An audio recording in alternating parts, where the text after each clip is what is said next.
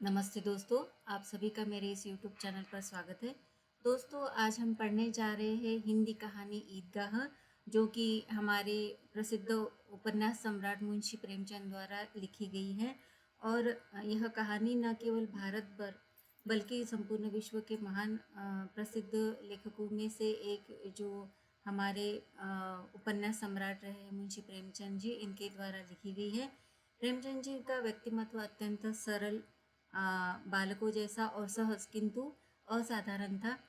हिंदी के सर्वश्रेष्ठ कहानीकारों में प्रेमचंद जी ने लगभग 300 कहानियाँ लिखी है।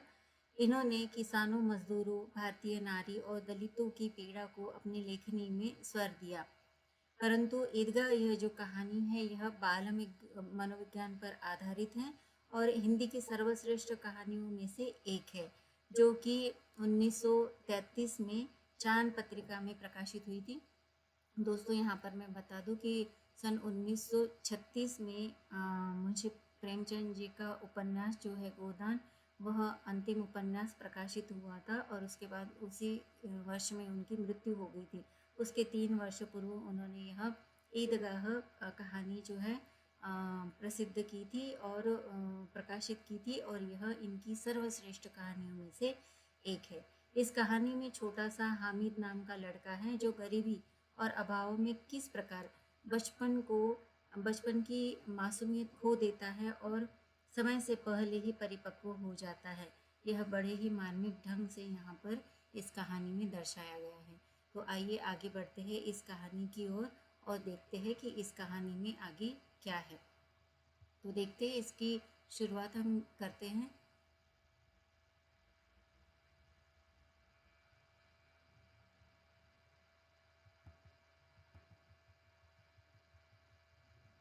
ईदगाह, मुंशी प्रेमचंद जी की कहानी, पाठ 1। रमज़ान के पूरे 30 रोज़ों के बाद ईद आई है। कितना मनोहर, कितना सुहावना प्रभाव है। वृक्षों पर अजीब हरियाली है, खेतों में कुछ अजीब रौनक है, आसमान पर कुछ अजीब लालिमा है। आज का सूर्य देखो, कितना प्यारा, कितना शीतल है, यानी संसार को ईद की बधाई दे रहा है। गांव में कितनी हलचल है, ईदगाह जाने की तैयारियां हो रही है।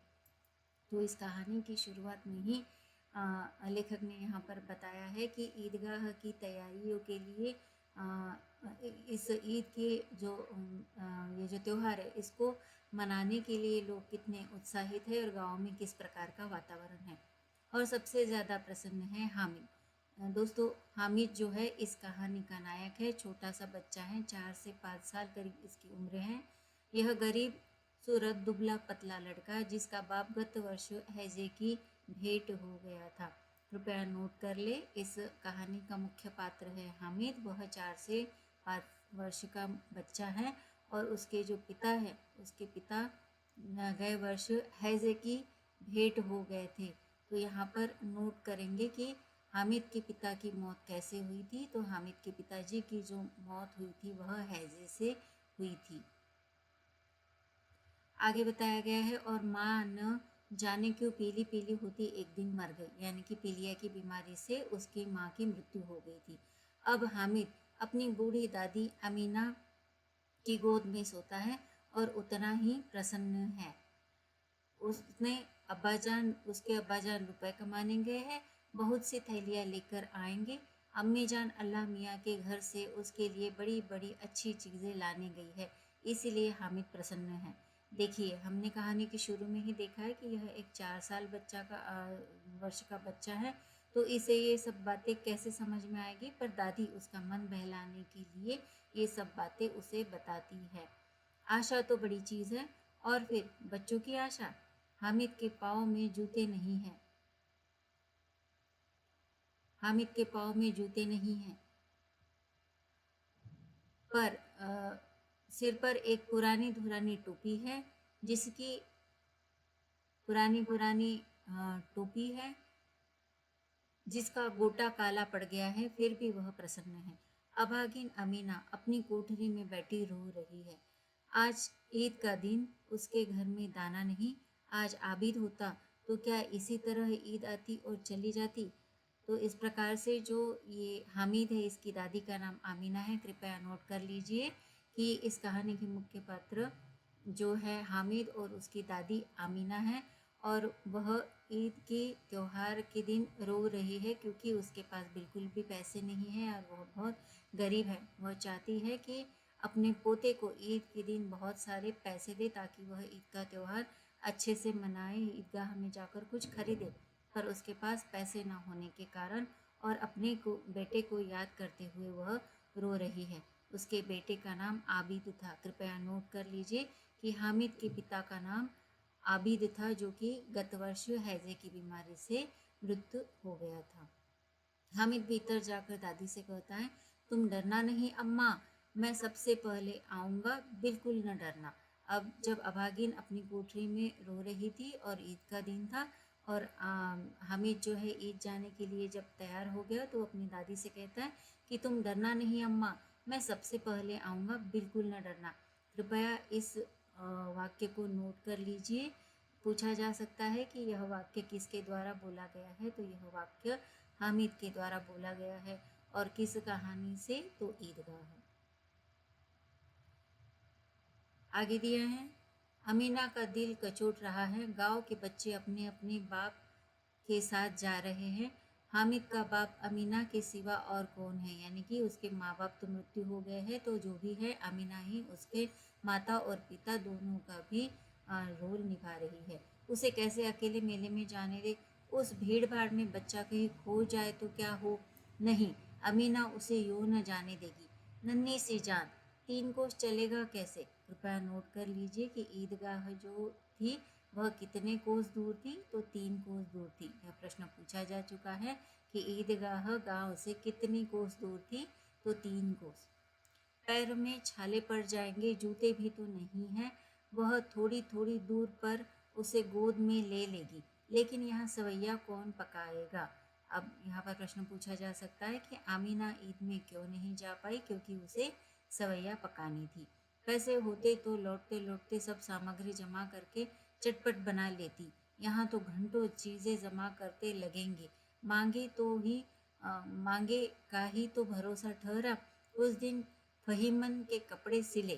कृपया नोट कर लीजिए कि आमीना ने किसके कपड़े सिए थे, फहीमन के, और 8 आने पैसे मिले थे। कृपया नोट कर ले कि फहीमन के कपड़े सिलने के बाद आमीना को कितने पैसे मिले, 8 आने पैसे मिले थे।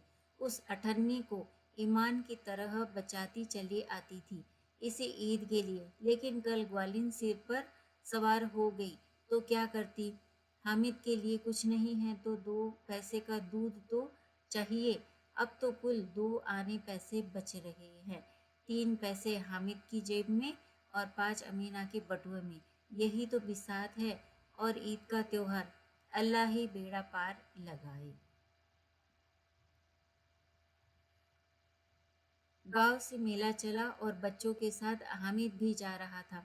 हामिद के पैरों में तो जैसे पर लग गए हैं। वह कभी थक सकता है। शहर का दामन आ गया। सड़क के दोनों ओर अमीरों के बगीचे हैं। कृपया अभी नोट करते चलिए। पिछली बार के दिसंबर 2024 की परीक्षा में पूछा गया था कि जब हामिद ईदगाह के लिए निकला तो रास्ते में उसे कौन कौन सी बातें दिखाई दी। तो यहाँ पर पक्की 4 दीवारी बनी हुई है। पेड़ों में आम और लीचियाँ लगी हुई है। कृपया नोट कर लीजिए। पूछा जा सकता है कि कौन कौन से फलों का नाम आया है ईदगाह कहानी में, तो यहाँ पर दिया है मुख्यतः आम और लीची की लगी हुई है। कभी कभी कोई लड़का कंकड़ी उठाकर आम पर निशाना लगाता है। माली अंदर से गाली देता हुआ निकलता है। लड़के वहाँ से एक फरलांग पर है, खूब हंस रहे हैं। माली को कैसा उल्लू बनाया। बड़ी बड़ी इमारतें आने लगी। कृपया नोट कर लीजिए। यह प्रश्न भी पूछा गया था कि ईदगाह जाते समय रास्ते में कौन कौन सी चीज़ें दिखाई दी। तो सबसे पहले है इमारतें, यह अदालत है, अदालत, यह कॉलेज है, यह क्लब है। और इतने बड़े कॉलेज में कितने लड़के पढ़ते होंगे। तो यहाँ पर सीक्वेंस से पूछा गया है कि किन किन जगहों के नाम आए हैं। सबसे पहला आया है इमारतें, दूसरा है अदालत, तीसरा है कॉलेज और चौथा है क्लब। इतने बड़े कॉलेज में कितने लड़के पढ़ते होंगे। सब लड़के नहीं हैं जी, बड़े बड़े आदमी हैं सच, यानी कि ये तो छोटे बच्चे हैं, इन्हें क्या समझता है कि बड़े लड़के कॉलेज में जाते हैं और वो कैसे दिखाई देते हैं, या बड़े होने के बाद कैसे पहचानूं कि ये बड़े हैं। उनकी बड़ी बड़ी मूछें हैं, इनके बड़े हो गए हैं, अभी तक पढ़ने जाते हैं, न जाने कब तक पढ़ेंगे और क्या करेंगे इतना पढ़कर। तो छोटे बच्चे हैं और सोच रहे हैं।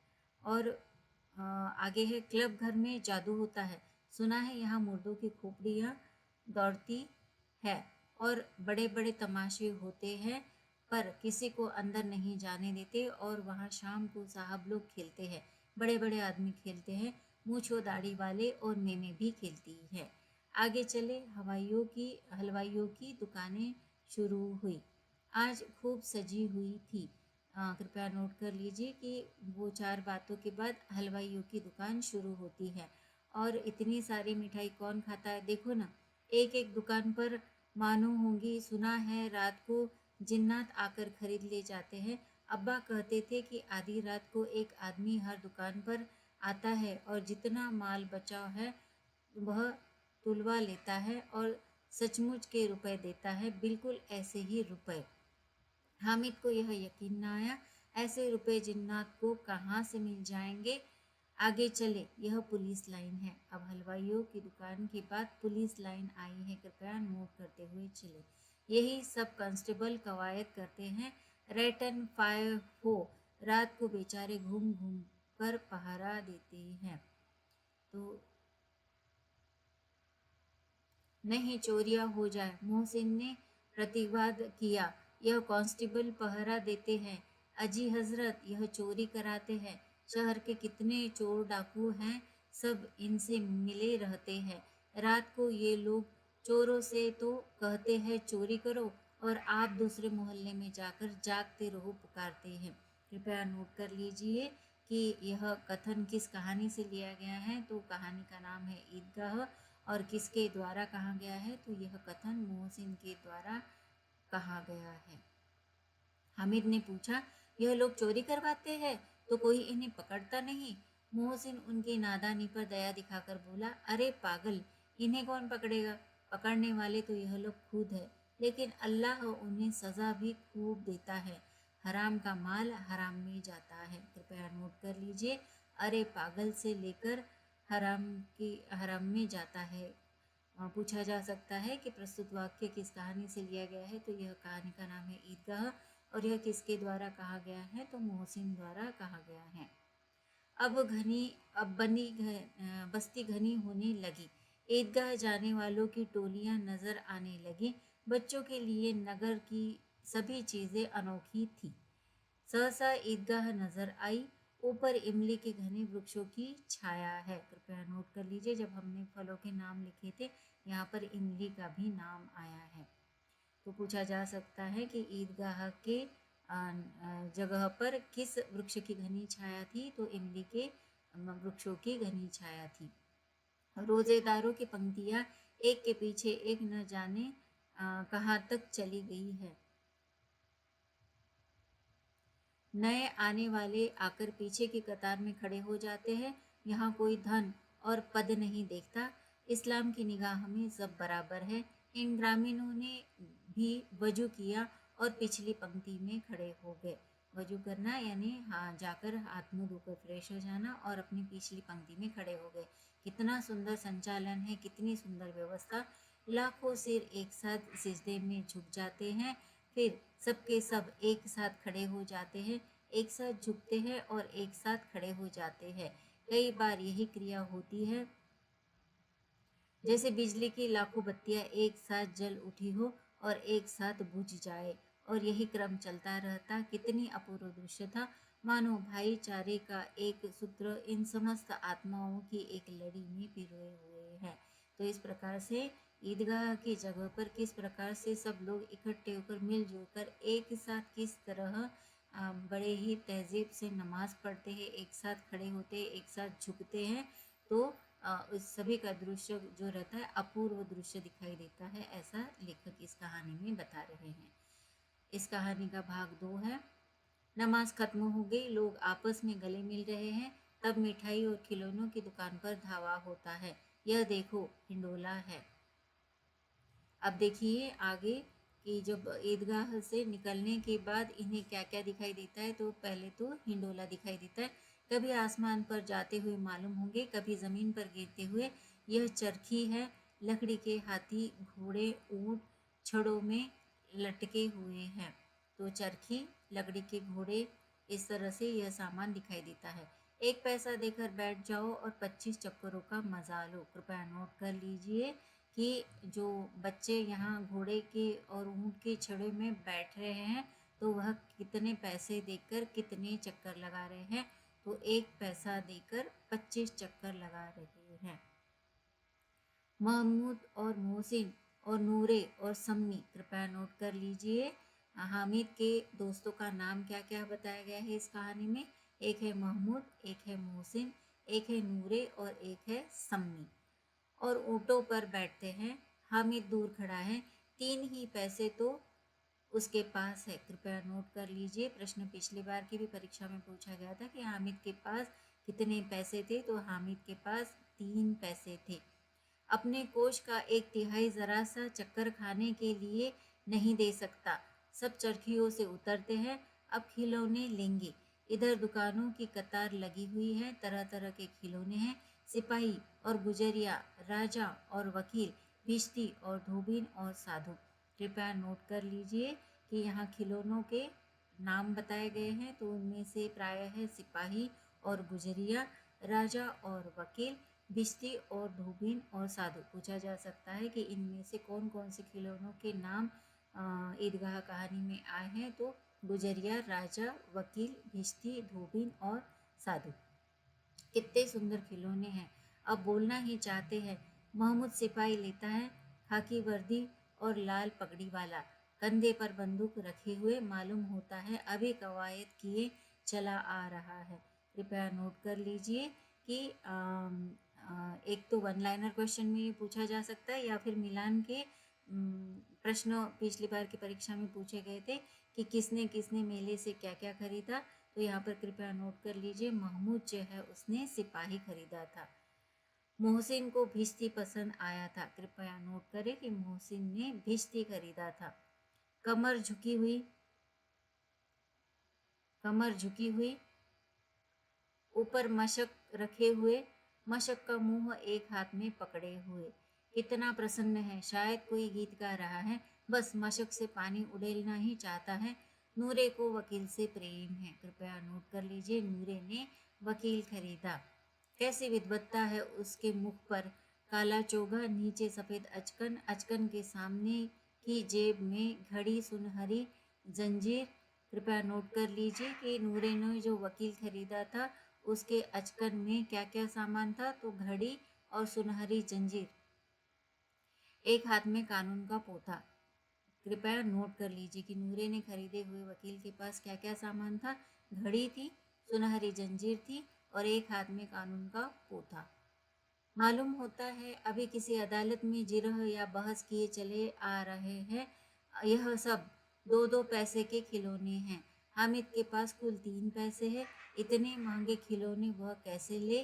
खिलौना कहीं हाथ से छूट पड़े तो चूर चूर हो जाए, ज़रा पानी पड़े तो सारा रंग घुल जाए। ऐसे खिलौने लेकर वह क्या करेगा, किस काम की। हामिद खिलौनों की निंदा करता है। अब यहाँ पर सोचने जैसी बात है कि छोटा सा बच्चा, भला उसे खिलौनों से लालच कैसे नहीं होगा। पर उसके पास ले देकर केवल 3 पैसे बचे हैं और उन पैसों से वह कुछ खास सामान खरीदना चाहता है जो कि उसकी दादी के काम आए। इसीलिए वह कितना भी जी ललचाने पर यह सामान खरीदता नहीं है। मिट्टी के ही तो है, गिरे तो चकनाचूर हो जाए। लेकिन ललचाई हुई आंखों से खिलौनों को देख रहा है और चाहता है कि ज़रा देर के लिए उन्हें हाथ में ले सकता है। उसका मन भले ही ललचा रहा है पर वह अपने मन को इस तरह से काबू में रखकर उन पैसों का मोह से दूर भाग रहा है और उन पैसों को वह अच्छे काम में, अच्छी वस्तु खरीदने के लिए अपने मन को बड़े ही तन्मयता से कंट्रोल कर रहा है। हाथ अनायास ही लपकते हैं। लड़के इतने त्यागी नहीं होते हैं, विशेषकर जब अभी नया शौक है। हामिद ललचता रह जाता है। खिलौनों के बाद मिठाइयाँ आती है। अब खिलौनों की दुकान के बाद मिठाइयों की बारी आती है। किसने किसने क्या खरीदा यह यहाँ पर बताया गया है। किसी ने रेवड़ियाँ ली है, किसी ने गुलाब जामुन, किसी ने सोहन हलवा। कृपया नोट कर लीजिए कि यहाँ पर कौन कौन सी मिठाइयों के नाम आए हैं। रेवड़ियाँ, गुलाब जामुन और सोहन हलवा। मज़े से खा रहे हैं। हामिद बिरादरी से पृथक है, यानी कि वो सबसे अलग है, क्योंकि उसके पास केवल उस अभागे के पास केवल 3 पैसे हैं। क्यों नहीं कुछ लेकर खाता, ललचाई आंखों से सबकी ओर देखता है। मोहसिन कहता है, हामिद रेवड़ी ले जा, कितनी खूब खुशबूदार है। कृपया नोट कर लीजिए। यह वाक्य किसने, किसके द्वारा, किसके लिए कहा गया है, यह पूछा जा सकता है। तो प्रस्तुत वाक्य जो है मोहसिन द्वारा हामिद के लिए कहा जाता है। रेवड़ी ले जा, कितनी खूब खुशबूदार है। हामिद को संदेह हुआ, मोहसिन इतना उदार नहीं है, यानी कि हामिद उसके जो स्वभाव से है पहले से ही परिचित था, तो उसे आश्चर्य लगता है कि वह इतना उदार कैसे बन गया है। लेकिन यह जानकर भी वह उसके पास जाता है। मोहसिन दोनों से एक रेवड़ी निकाल कर हामिद की ओर बढ़ाता है।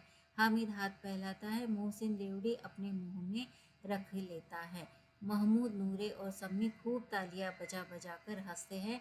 हामिद खिसिया जाता है। तो वो जो है हामिद को रेवड़ी ना देने पर, जबकि वो परिचित है मोहसिन के स्वभाव से, पर उसे एक पल के लिए लगता है कि वह सच बोल रहा है, और जब वह अपना हाथ आगे करता है तो मोहसिन उन रेवड़ियों को अपने मुंह में डाल देता है।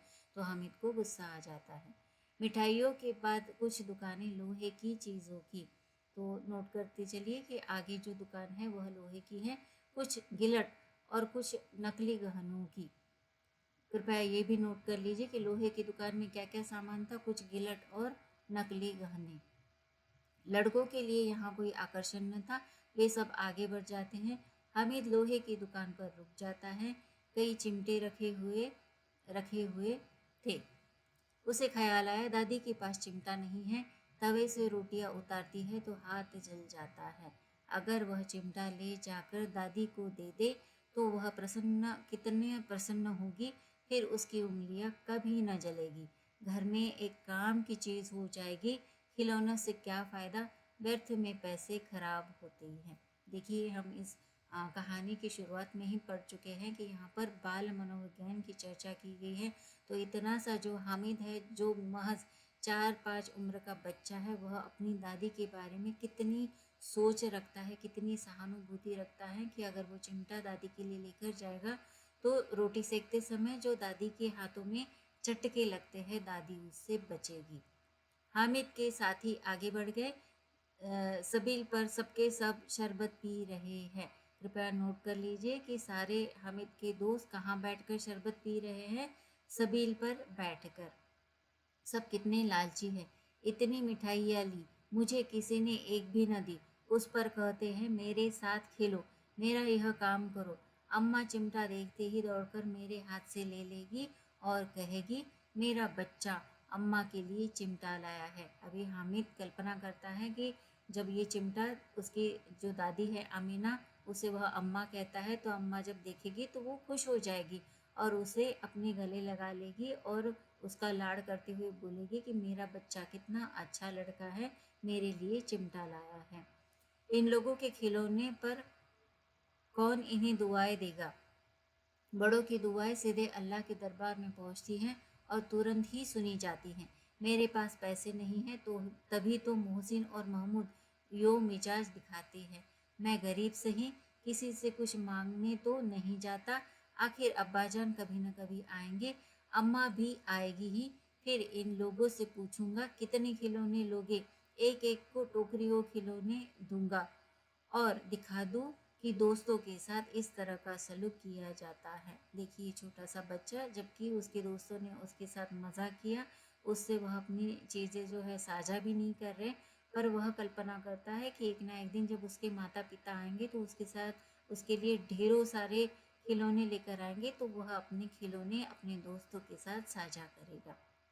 यह नहीं कि एक पैसे की रेवड़ियाँ ली तो चिढ़ा चिढ़ा कर खाने लगे। सब के सब हंसेंगे कि हामिद ने चिमटा लिया है। हंसे, मेरी बला से। उसने दुकानदार से पूछा, यह चिमटा कितने का है? कृपया नोट कर लीजिए। पूछा जा सकता है कि यह वाक्य किस कहानी से लिया गया है। यह चिमटा कितने का है, यह है ईदगाह कहानी से और किसके द्वारा बोला गया है? हामिद के द्वारा। दुकानदार ने उसकी ओर देखा और कोई आदमी साथ न देख कर कहा, तुम्हारे काम का नहीं है जी। कृपया नोट कर लीजिए। पूछा जा सकता है कि प्रस्तुत वाक्य किसके द्वारा और किस कहानी से लिया गया है, तो ईदगाह कहानी से दुकानदार द्वारा कहा गया है। आगे हामिद पूछता है, बिकाऊ है कि नहीं? बिकाऊ क्यों नहीं है और यहाँ क्यों लाद लाए हैं? तो बताते क्यों नहीं? कै पैसे का है? 6 पैसे लगेंगे। कृपया नोट कर लीजिए कि दुकानदार ने चिमटे की कीमत कितनी बताई है, तो 6 पैसे। हामिद का दिल बैठ गया। ठीक ठीक 5 पैसे लगेंगे, लेना हो तो लो, नहीं तो चलते बनो। हामिद ने कलेजा मजबूत करके कहा, 3 पैसे लोगे? यह कहता हुआ वह आगे बढ़ गया कि दुकानदार की घुड़कियां न सुने, लेकिन दुकानदार ने घुड़कियां नहीं दी, बुलाकर चिमटा दे दिया। हामिद ने इस तरह कंधे पर रखा मानो बंदूक है और शान से अकड़ता हुआ संगियों के साथ आया। मोहसिन ने हंसकर कहा, यह चिमटा क्यों लाया है पगले, इसे क्या करेगा? कृपया नोट कर लीजिए कि पूछा जा सकता है प्रस्तुत वाक्य किस कहानी से लिया गया है। यह चिमटा क्यों लाया है पगले, इसे क्या करेगा? तो यह ईदगाह कहानी से ली गई है और किसके द्वारा बोली गई है, तो मोहसिन द्वारा बोली गई है। हामिद ने चिमटे को जमीन पर पटक कर कहा,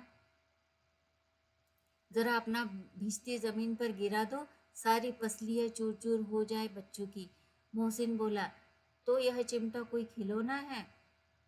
हामिद, खिलौना क्यों नहीं है? अभी कंधे पर रखा, बंदूक हो गई, हाथ में ले लिया, फकीरों का चिमटा हो गया।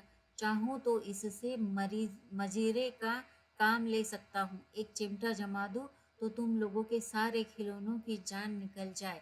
तुम्हारे खिलौने कितने ही जोर लगाए, मेरे चिमटे का बाल भी बांका नहीं कर सकते। मेरा बहादुर शेर है चिमटा। सम्मी ने खंजीरी ली थी, प्रभावित होकर बोला, मेरी खंजरी से बदलोगे? 2 आने की है। कृपया नोट कर लीजिए कि यहाँ वस्तु बदलने की बात किसने की है, तो सम्मी ने की है और किसके बदले में? खंजरी के बदले में चिमटे की। हामिद ने खंजरी की ओर उपेक्षा से देखा। मेरा चिमटा चाहे तो तुम्हारी खंजरी का पेट फाड़ डाले। बस एक चिमटे की झिल्ली लगा दी, ढब ढब बोलने लगी। जरा सा पानी लग जाए तो खत्म हो जाए। मेरा बहादुर चिमटा आग में, पानी में, आंधी में, तूफान में बराबर डटा खड़ा रहेगा। चिमटे ने सभी को मोहित कर लिया, लेकिन अब पैसे किसके पास धरे हैं? फिर मेले से दूर निकल आए हैं। 9 कब बज गए? धूप तेज हो रही है। कृपया नोट कर लीजिए कि अभी 9 बज गए हैं और धूप तेज हो रही है। घर पहुंचने की जल्दी हो रही है। बाप से जिद भी करे तो चिमटा नहीं मिल सकता। हामिद है बड़ा चालाक, इसीलिए बदमाश ने अपने पैसे बचा रखे थे। अब बालकों के 2 दल हो गए। मोहसिन, महमूद, समी और नूरे एक तरफ है और हामिद अकेला दूसरी तरफ है। हामिद के पास न्याय का बल और नीति की शक्ति, एक और मिट्टी है, दूसरी तरफ लोहा, जो इस वक्त अपने को फौलाद कह रहा है। वह अजेय है, घातक है। अगर कोई शेर आ जाए, मियाँ भिश्ती के छक्के छूट जाए, मियाँ सिपाही मिट्टी की बंदूक छोड़कर भागे, वकील साहब की नानी मर जाए, चोंगे में मुंह छिपाकर जमीन पर लेट जाए, मगर यह चिमटा, यह बहादुर, यह रुस्तमे हिंद लपक कर शेर की गर्दन पर सवार हो जाएगा। कृपया नोट कर लीजिए कि ईदगाह कहानी में कौन से जानवर का जिक्र किया गया है, तो शेर का। और हामिद ने चिमटे को क्या नाम दिया है, तो हामिद ने चिमटे का नाम रुस्तमे हिंद दिया है। कृपया नोट कर लीजिए, यह पिछली भी एग्जाम में पूछा गया है। रुस्तमे हिंद लपक कर शेर की गर्दन पर सवार हो जाएगा और उसकी आंखें निकाल लेगा।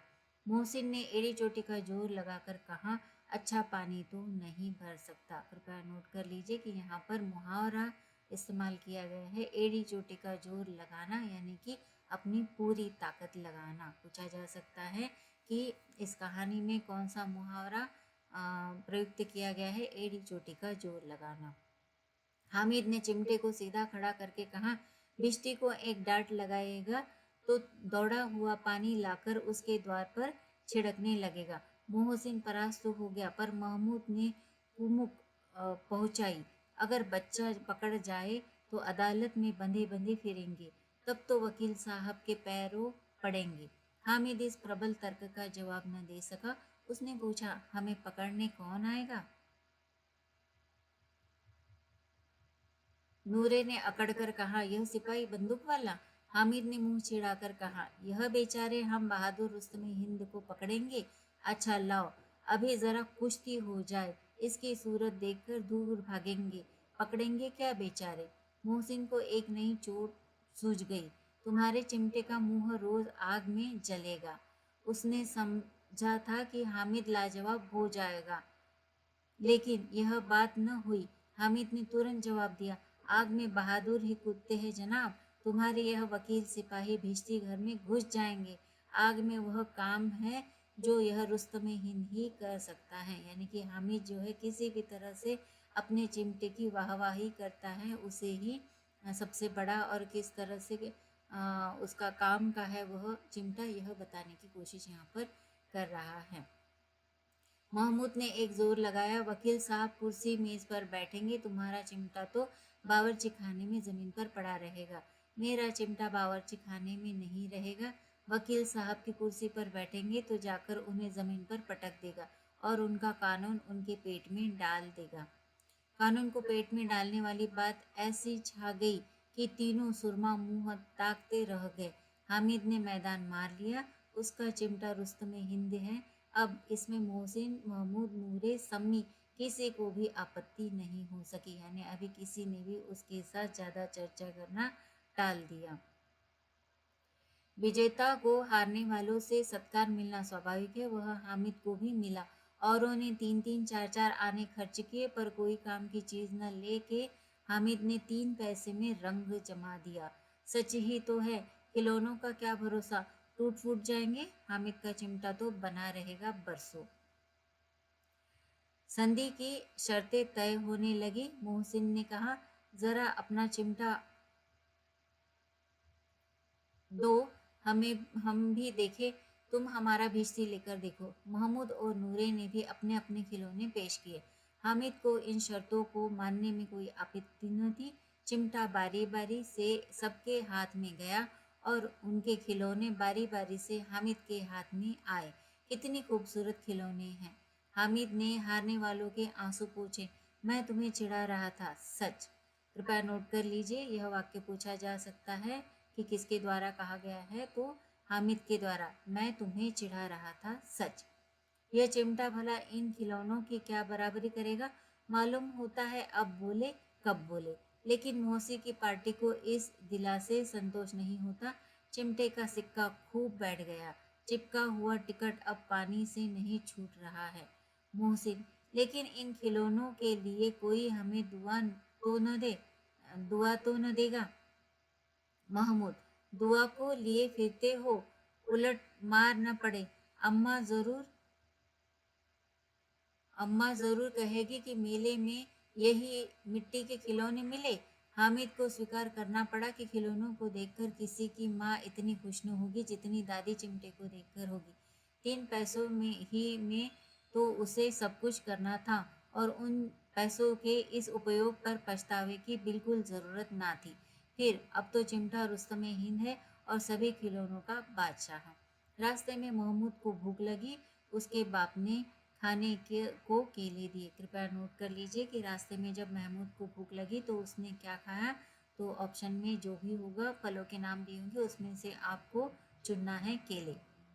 महमूद ने केवल हामिद को साझी साझी बनाया। यानी कि यहाँ महमूद के साथ और किसने किसने केला खाया, तो महमूद ने केवल हामिद को ही साझी बनाया, यानी हामिद को केला दिया।